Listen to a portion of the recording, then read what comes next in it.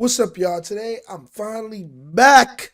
We watching Mark Rober build a large pool of Jello. Would you want to build a large pool of Jello?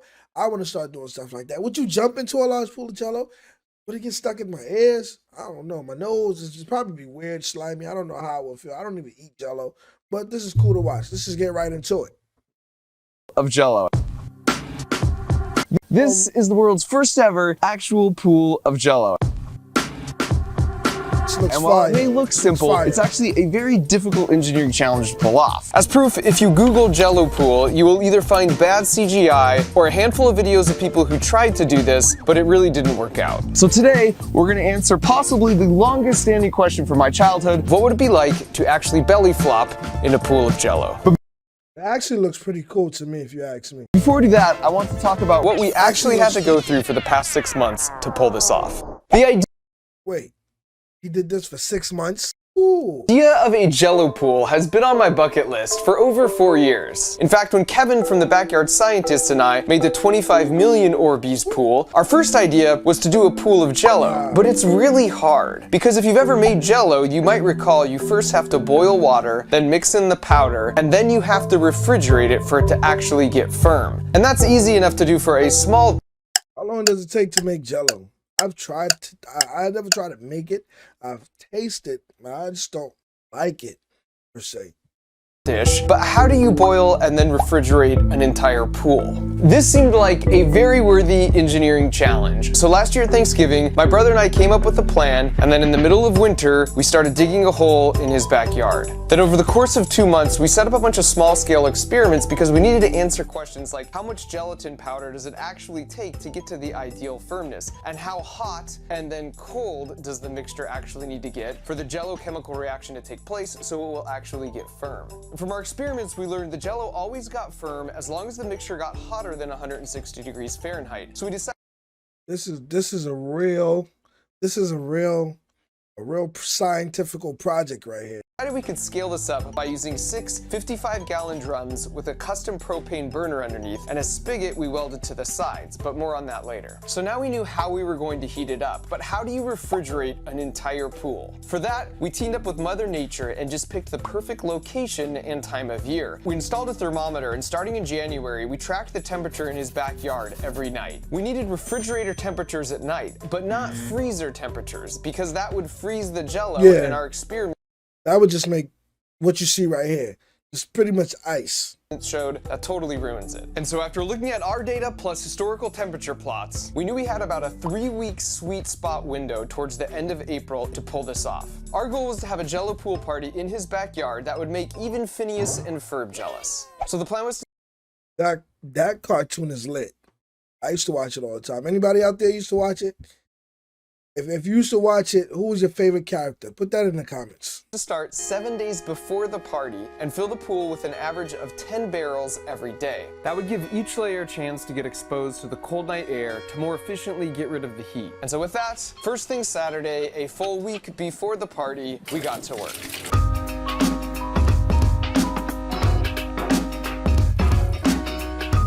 We didn't want to waste actual food, so this is just water and gelatin powder and food coloring, but there's no sugar.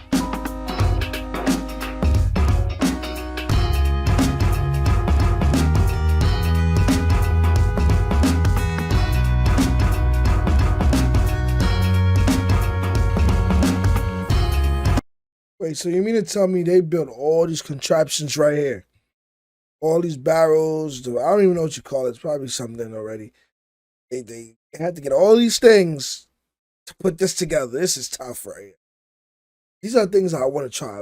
Come on, if you watch this, start subbing up, man. Let's get to that point where we can do crazy stuff. We can get outside and I can get y'all on the channel with me too.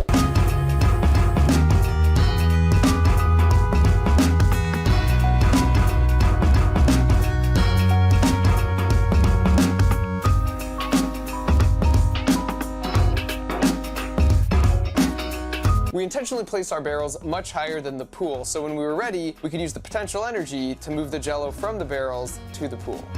Okay. We had to tackle about 1,000 other issues that came up that I won't bore you with, but day by day and layer by layer, the pool began to fill up.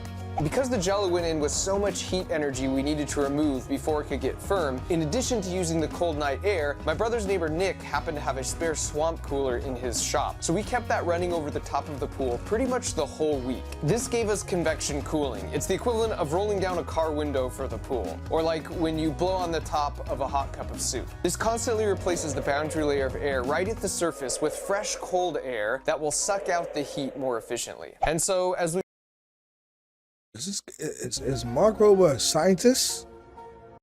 We put in the final batch Friday night with ominous weather threatening to ruin the whole effort. Oh, he paid At attention, this point, didn't he, in we school? had done all we could. We were exhausted after a week, and I wasn't feeling super confident because my specialty is more with mechanical things, and this project was more about chemistry and thermodynamics. And I didn't want that lame jelly boff stuff people try and pass off as Jello. And so even if it didn't last long in the sun, I wanted to at least have the experience of seeing even a single belly flop on a smooth pool of actual Jello. If this was going to be a total failure, it wouldn't be from lack of effort.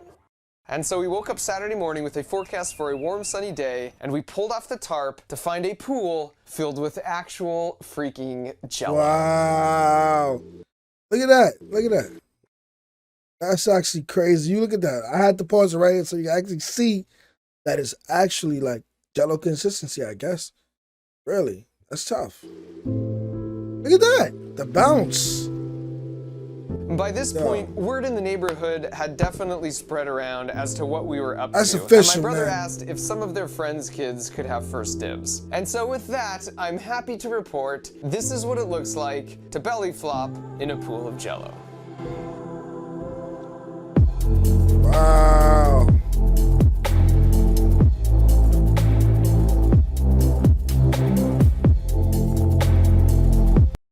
Look at that. He's pretty much laying on top of the layer of Jello. This is fire, man. I would enjoy doing that, but I just don't want to get stuck in my ears. Those.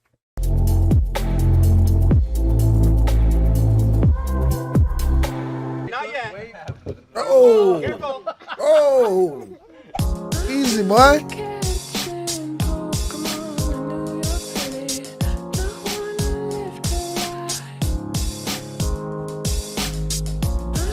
That's cool. That's cool.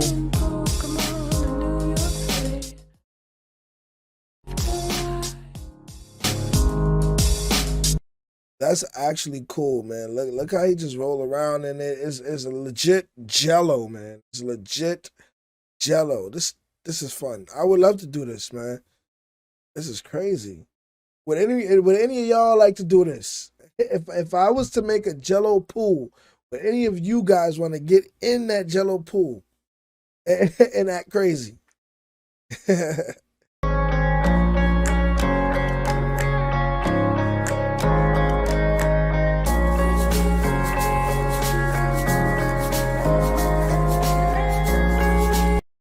I'll probably be in the back eating some of the Jello, you know. I'll be on the other side with a spoon like, man, shoot. No, I don't eat Jello. I don't even like Jello. Wow.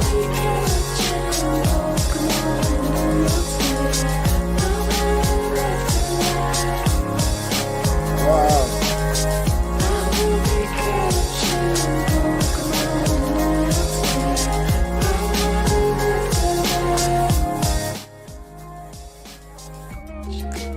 Look at that, man.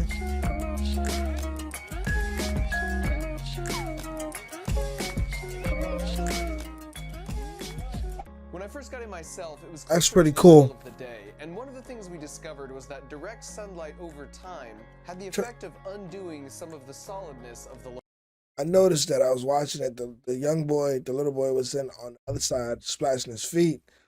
It was trying to see that some of it was already back to liquid form, but I know they had a good amount of time of fun before it happens. lower layers.